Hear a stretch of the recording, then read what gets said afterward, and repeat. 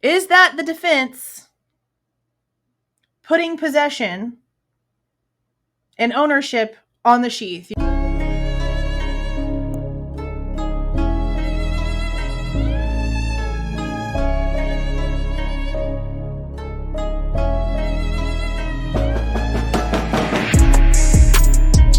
Hey guys, this is Jules with True Crime Reactions. Disclaimer. Everything stated in this video is my opinion and my opinion only. And just like everything else in these cases we discuss here on this channel, everything is alleged. Okay, now it is time for us to go through the motion to suppress the Apple information. Now I want to show you guys something. I don't know how many of you guys know this. I've known this from the very beginning. But we have no clarification on anything literally at all. So it's just information that's been pretty much sitting there. Okay. But I want to bring this to you guys' attention in case you don't know about this before we get into all the phone warrant stuff, because it's actually pretty important. So what we know from the probable cause affidavit is that the information that they got came from Bryan's phone number, that is 509-592-8458, which is a Washington area code. One of the things that has always been a problem in my mind is that there is a second phone number. If you look at the postings that were going around in the very beginning of the case, right after Bryan's arrest, but right before they turned the information off on the WSU portal for Bryan's info, there is another number listed under his information. That's a Pennsylvania area code, and it's 570-520-5889. Now, I don't know what exactly is the situation with the phones, which is why I don't sit here like a lot of stupid conspiracy channels and try to just make crap up about what it means, because we have no clue. We have no freaking clue at all, and we're not going to sit here and pretend like we do. The thing is that in the probable cause information, the original boo-boo that we were fed, they stated that he got like a new phone line or something like that, a new phone plan with AT&T sometime in the summer, but before he moved to Washington from Pennsylvania. So I don't know if this number, this 570 Pennsylvania number on the directory, is just old information for Bryan, and he actually no longer used that number anymore and was actually using the 8458 phone because he changed his area code to Washington whenever he got that summer plan, or if he really does have two phones. I don't know if it's just outdated information that they never updated. Maybe he never told them about his updated phone number because he didn't want to be bothered by any rando who can pull up his info on the portal. I don't know. I just know that I've known about two numbers for a while, but like I said, because we have no real clarification on what's what it's all about, why it's like that, I can't sit here and pretend and make up stories about what it could be. So I just never have. Now, if it turns out that there were two active lines for Bryan and we only got warrant information for one, I'm going to be questioning a lot of things. But if it turns out that it's an old number that is not in use, was not in use at the time of the crime, and the only one was this 8458 number, then the 5889 number is null and void. But I don't know. I just wanted to bring that up because there was probably going to be a big chance of somebody mentioning the fact that there was a second number involved at some point. But this is the information on that so far with what we know now. And also, let's just side note, don't be like this person here.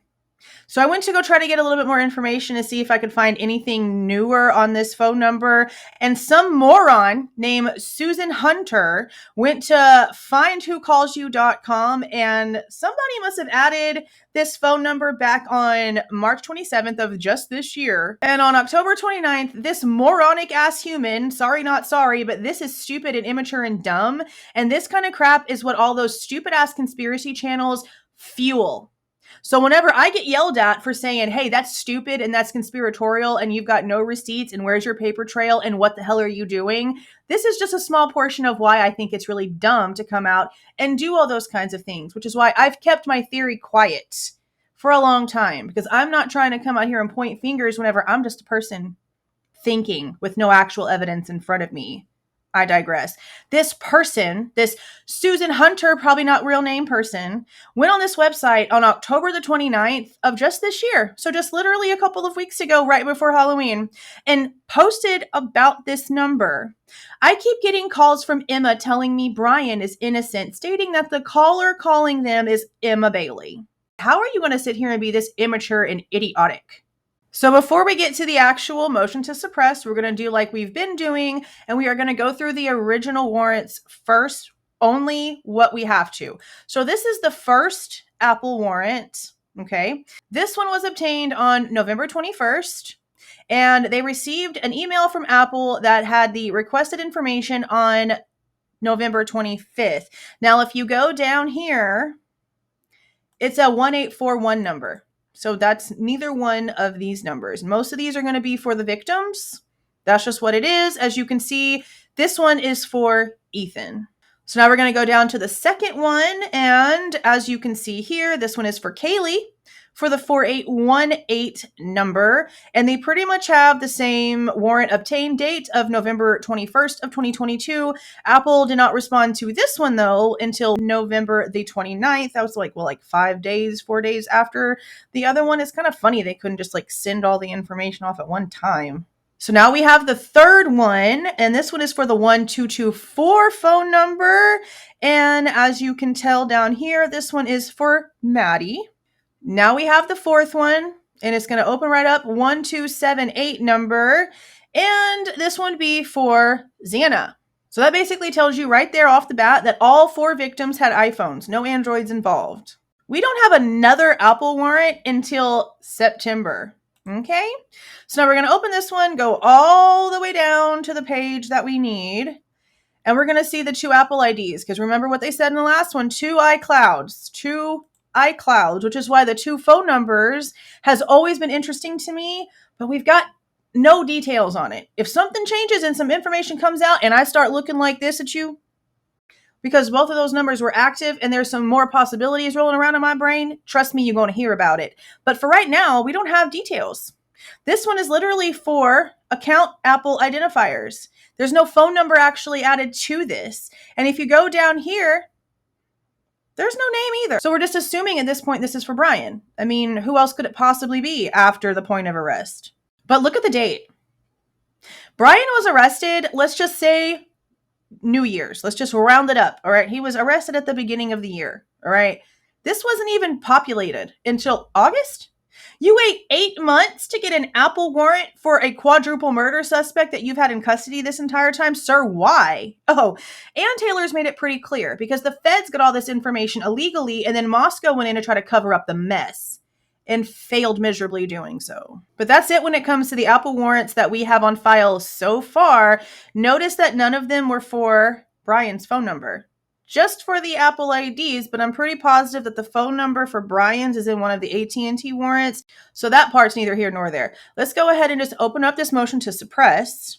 Now, as most of you guys know, the majority of this fact part is going to be all real case fact, but then when it comes down to, it'll be in here somewhere, the omitted materials and stuff like that, this is where it all becomes copy paste, copy paste, copy paste with a sprinkling, maybe, of nuggies. So we're not going to be reading all 20 of these pages, just like we didn't read all of the other pages. We're getting to the case fact and the case fact only. So let's just go ahead and get started with the case fact and see exactly what comes of this information, because I need something to connect.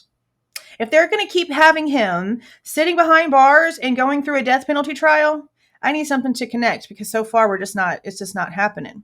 Comes now Bryan C. Kohberger by and through his attorneys of record and submits the following memorandum with exhibits in support of his contemporaneously filed motion for an order suppressing all data found by law enforcement from its search of his Apple accounts, primarily his iCloud account. As those of you know that have been listening in on these, all of this right here is going to be all the exact same stuff, with the basis of it being that all of these warrants are invalid because they are fruit of the poisonous tree, and the poisonous tree is the IgG, the illegally obtained DNA. Okay, let's go. Facts. On December 21st of 2022, the FBI issued a preservation request letter to Apple Inc., Exhibit A.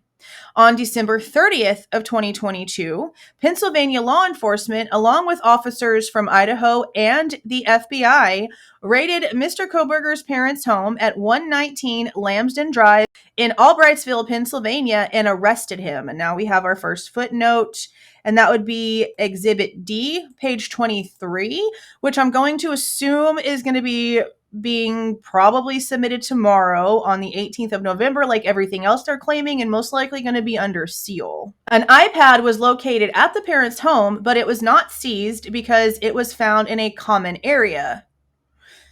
That's interesting. During a subsequent search of Mr. Kohberger's vehicle, a receipt was located for an Apple iPad. Okay, so what's that mean? Brand new? Exhibit D. And so it's the same one that we don't have access to.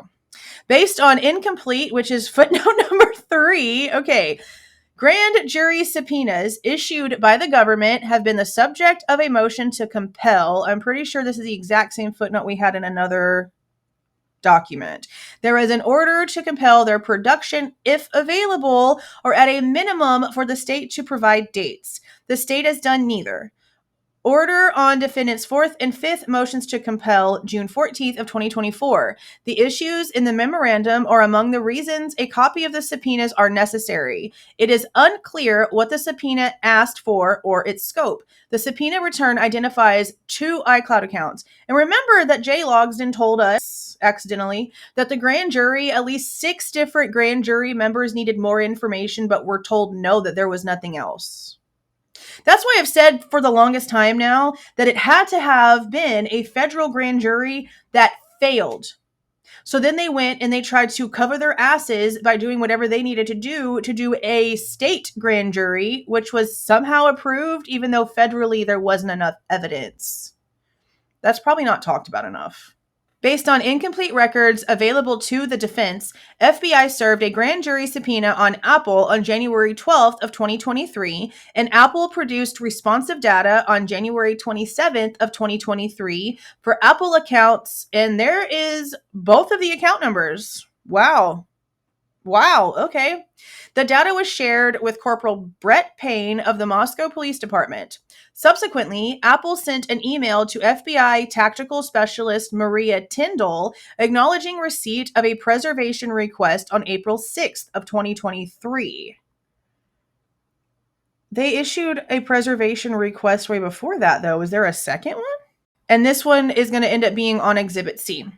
Over the next few days, Detective Mowry of the Moscow Police Department was included in an email chain discussing Apple's response to the preservation request. The communications reference setting up a chat with Apple's point of contact to discuss issues that need clarified or resolved. The communications also include Apple telling law enforcement which accounts do or don't exist for Mr. Kohberger. Perhaps recognizing that subpoenaing Mr. Kohberger's records was a violation of the United States and Idaho constitutions, on August 1st, 2023, Corporal Payne of the Moscow Police requested a warrant for the same information subpoenaed from Apple Inc. by the FBI for these exact same IDs that they are very blatantly just throwing the numbers out there for, admitting in his affidavit that the FBI had already subpoenaed the requested information. So, yeah, this is again, the FBI did something. They're not showing how they did it. Technically, it's an illegal search and seizure of the information because the feds aren't doing what they're supposed to be doing. So in order to try to make it look better and try to hide that fact, Moscow then went in and tried to play catch up, which is why none of these dates make sense. And this would be Exhibit D. Corporal Payne served a subpoena later that day via email. On August 7th of 2023, Apple sent an email to Corporal Payne responding to the warrant and providing access to the responsive data. On August 9th of 2023, Corporal Payne and Detective Mowry downloaded the data provided by Apple in response to the search warrant. This would be Exhibit E. The data was inventoried and a return of search warrant was prepared. The August 1st, 2023 affidavit for search warrant was signed by Corporal Brett Payne. It says Brent Payne. They probably need to be paying attention. Okay. Attached here too as Exhibit D. However, most of the information in the warrant was cut and pasted from an affidavit originally bearing the signature of Moscow Police Department Sergeant Blaker, but according to Payne, now the sworn statement of Corporal Payne. So I feel like we've read that a couple of times, which I know we have because it's all pretty much the same in each one of these. But here's the question I have is why is Payne's PCA the one that was made public for everybody if Blaker's is the original PCA? That doesn't really make a lot of sense to me because both of them responded to the scene at the exact same time. They're the homicide unit or whatever that responded 4 hours after the 911 call was made. But if Blaker's was written first, why is Payne's the one that we got to see after the arrest? Interesting. The basic facts Payne used to support the search beyond those included in the arrest affidavit were his knowledge of Apple and what data it maintains with an Apple ID, the method that iCloud uses to create, store, access, share, and synchronize data on any internet-connected device, including backup of devices' data. On January 7th of 2023, Apple had responded to the federal grand jury subpoena that a full iCloud account under the name Bryan Kohberger was in active status, and another account Wi-Fi Army owns at yahoo.com was inactive. What in the world? Wi-Fi Army owns.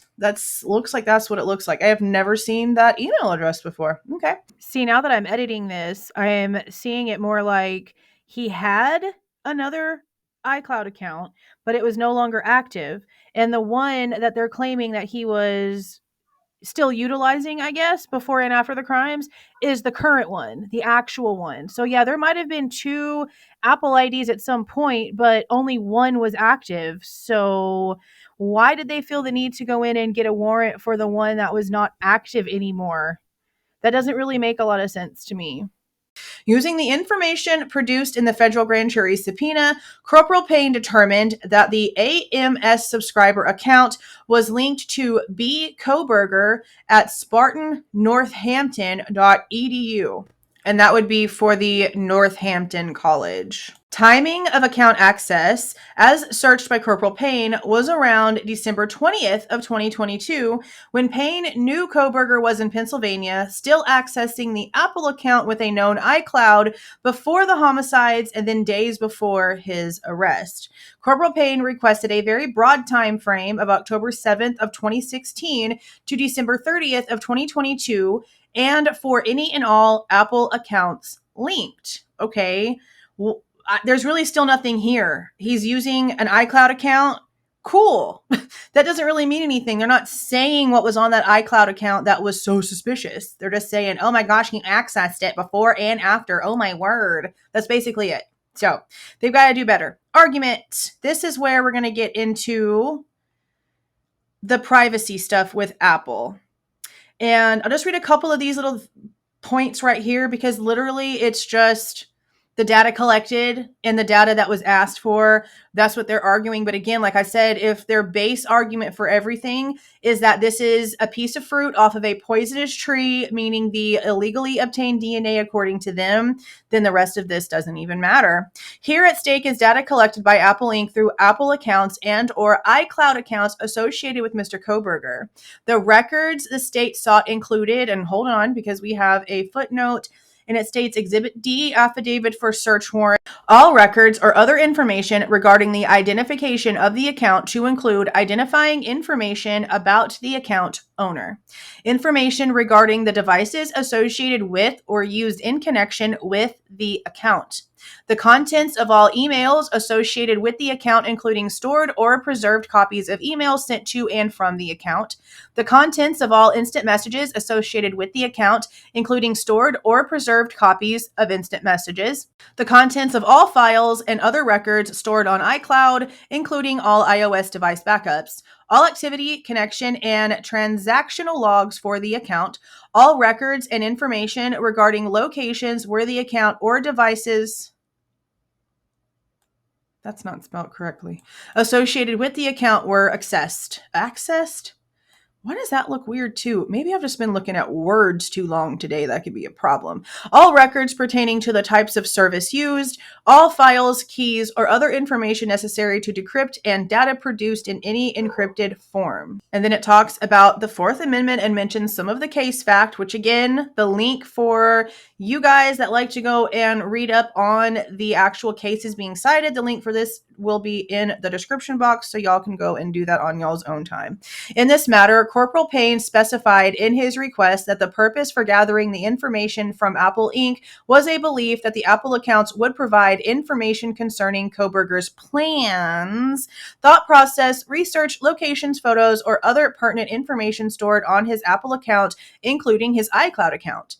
Pursuant to Carpenter, to the extent that information gathered included information from an Apple account created in 2016 and an iPad purchased in 2018. Such information included device backups, private emails, documents, photos, and videos that predated the applicable time frame that Mr. Kohberger was in the Moscow-Pullman area.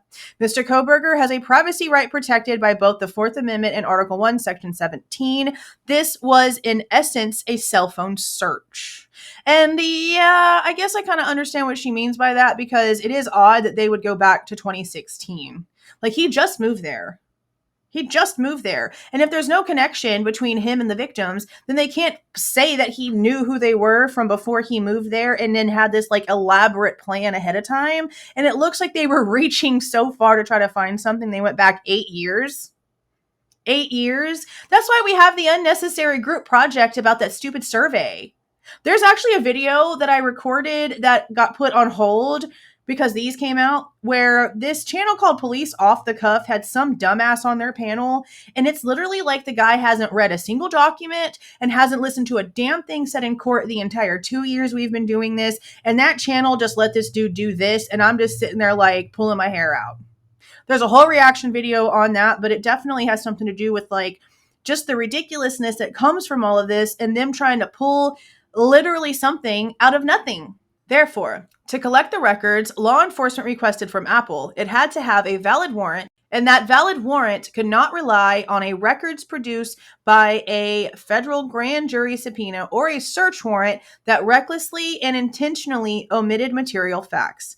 This case is not about blank records, but about data collected by a third party, Apple, from devices associated with Mr. Kohberger's Apple accounts, which back up or duplicate his internet-connected devices, including cell phone data. From the standpoint of the Fourth Amendment, the data Apple collects can provide a massive amount of information about a person's private life. In his affidavit supporting the issuance of the search warrant, Corporal Payne acknowledged that Apple products often require the creation of an Apple account to use their products. Further, Corporal Payne noted that, and now we have a fifth footnote, which just, again, leads us to Exhibit D that we don't have access to. Apple accounts provide access to email, iMessage, FaceTime, Game Center, and location services, among others. Apple captures information associated with the creation and use of an Apple ID, including basic personal information such as user's full name, physical address, and telephone numbers. The user may also provide means of payment for products offered by Apple. Apple captures the date on which the account was created, the length of service, records of login times, durations, the types of services utilized, the status of the accounts, including whether the account was inactive or closed, and a million other things. I'm not going to go. I don't do iPhone. My daughter has an iPhone because my mom gave her the iPhone. If my mom wouldn't have given her an iPhone, she'd have had an Android, because I don't play with all this Apple stuff, especially whenever they came out and admitted that they purposely slow down the programming so you have no choice but to buy the new phone. The fact that people just keep like throwing their entire salary at these new phones is just wild. It finalizes this portion by stating, to the extent that this court might see as a third-party doctrine issue, the arguments made in Mr. Kohberger's memorandum in support of suppressing Amazon records fully argue that doctrine and are incorporated here. Idaho's constitutional exclusionary rule protects privacy. For these reasons, this court should find a warrant is required to access such information. The FBI subpoena gathering the information from Mr. Kohberger's account violated his rights, and its results must be suppressed. And this is where we're going to be getting into the exact same thing that they always mention. And I just want to see if they have any actual case information. So far, we've only had like actual case fact information in this portion once. One time. Everything else seems to be... Yeah, there isn't any. Okay, in this case, law enforcement either intentionally or recklessly omitted exculpatory evidence as to almost every facet of its affidavit for this warrant. Literally every facet. All of it. That's wild. Thus, it will require suppression. And then right here, again, same thing. Exact same thing in every single one of these. Mr. Kohberger has argued in a separate motion that the genetic genealogy investigation in this matter was done in violation of the Constitution. Additionally, he argues there would be no investigation into him without that original constitutional violation. Yes, it's the exact same thing again. Now we have a little bit more detail, I think. Okay. The search warrants failed to command law enforcement to search the Apple accounts or contents of the iCloud. The warrant in this matter fails to actually provide a command to search for a particular Apple account or the contents of the iCloud. It orders seizure and it has no time frame. The dates in Corporal Payne's affidavit never made it into the warrant, and the affidavit was not incorporated into the warrant. Instead, the warrant said generally, there are grounds for issuing a search warrant. There are grounds to believe the property referred to and sought in or upon said premises consists of information related to investigation of crimes on the Apple account of. The command is made to search the premises for the property and seize it. The premises is 1 Apple Parkway, and that's the California headquarters address. There is no incorporating language for the search warrant affidavit. There is no time frame. It is all for every paragraph. Paragraphs A through I have much broader and extensive language than the affidavit, which they're not wrong, because if we go back and you look at all the search warrants, where's the detail? Where's the detail? It's literally copy and paste all the way through, which is why I go to like those, what is it, like 4 main pages? Maybe 5? Because everything else is the same. Then they go on about a bunch of stuff that happened in another case, and it summarizes that by stating this. The court relied on these findings to dismiss a post-conviction claim, finding the defendant would not have been successful had he challenged the fact that the computer searched was omitted from items to be searched in the command section of the warrant. In this case, however, there is no reference to the affidavit, only to proof. In Adamsick? I don't know. The court found the warrant explicitly referenced the affidavit. In SDI Future, the court relied on a reference to, upon the sworn complaint made before me. The word proof does not specify that the court relied on the affidavit for its probable cause determination. Additionally, there is no evidence that the warrants and affidavits were attached to each other. Plus, the warrants did not permit the searches. The search warrants failed to provide specific particularization for what to search of what to search, meaning a search warrant is supposed to be extremely specific. Extremely specific. Just like we saw in the body cam footage of the John Daniels boo-boo that she pulled, where they ended up calling a judge over the phone, and it was being recorded on body cam of them getting permission via over the phone search warrant crap in order for them to get into the shed. They couldn't have just gone into the shed because it was part of the apartment, because they had a warrant for the apartment. It had to be separate. That's what this means. Like, it has to be very specific. It can't just be so broad as to like everything, the whole of everything. You have to be actually specific on what you're looking for, meaning that you have to put real details into these things. It can't just be, oh, we think that there's going to be proof there of this crime because, trust me, bro. See, the data compilation requested in the Apple warrant is too broad, and that it makes no attempt at narrowing and results instead in a blanket request for everything available on 2 Apple accounts with iCloud, which is akin to the search of all electronic records, an entire computer, or all data on a cell phone.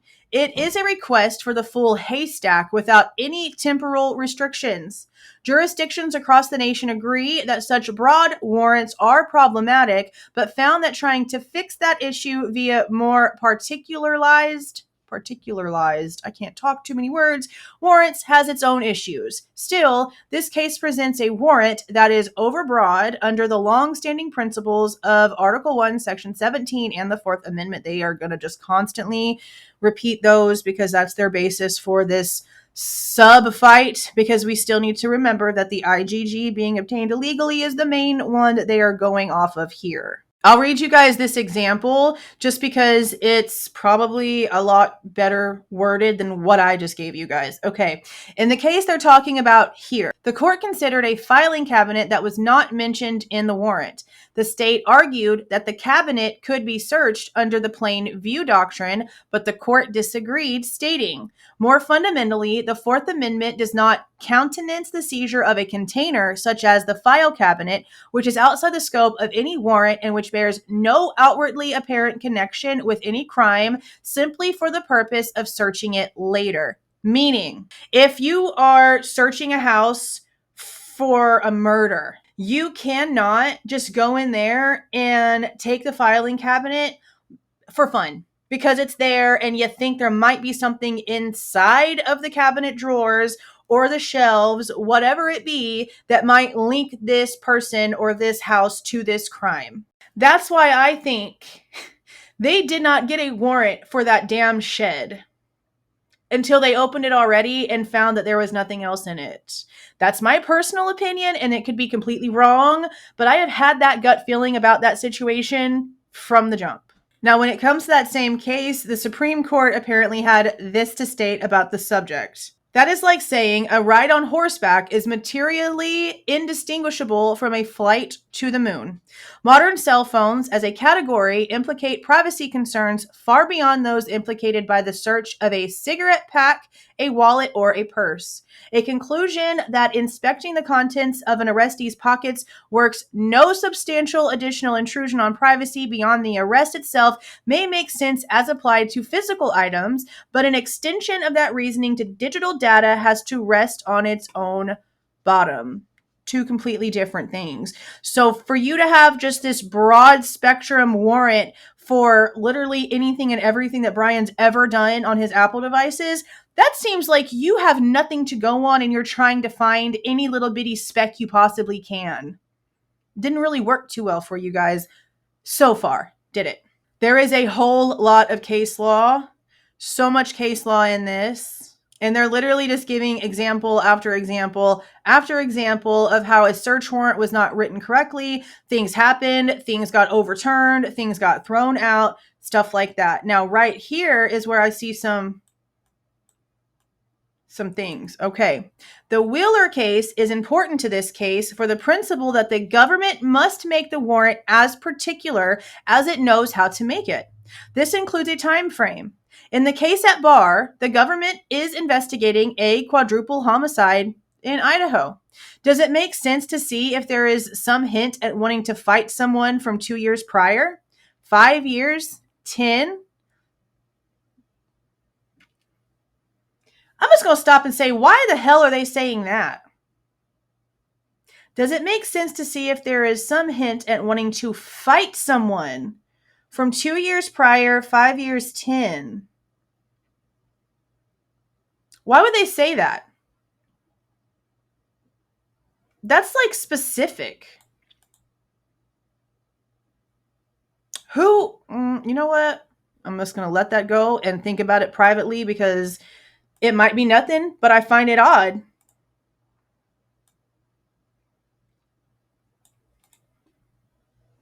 I find that odd. Okay. What of everything else that may be relevant to what the police knew, the contents of his phone, computers, K-bar sheath, and the Elantra? So, did they just link the K-bar sheath to Bryan and claim that it was his? Did the defense just do that? I told y'all, if something connected, then we gonna keep on talking the way that the facts lay things out. So far, they've done a shit job at proving anything. They still are. But this right here bothers me. His phone, his computers, the Elantra, and then they're mentioning the K-bar sheath.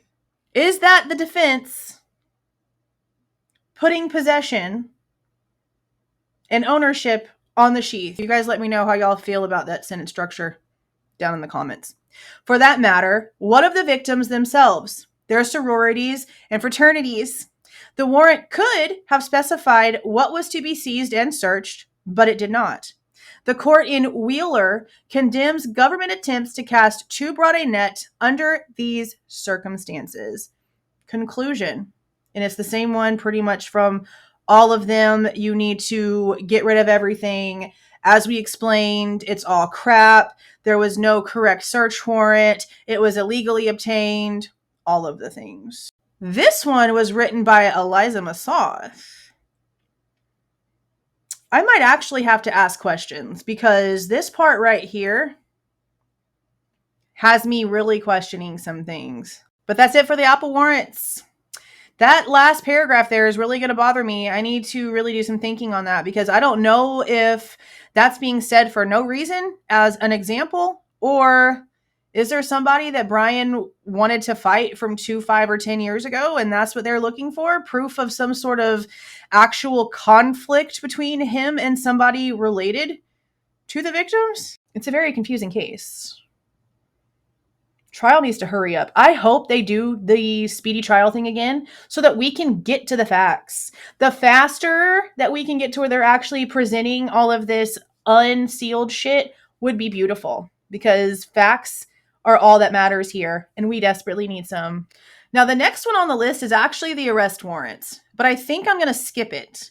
I think we're going to do the AT&T first warrant, the cell phone data, Google, and then the pin trap device, and then maybe do the arrest warrant at the end. The IGG is their basic fight level, right? Like it's their base fight, the illegally obtained DNA.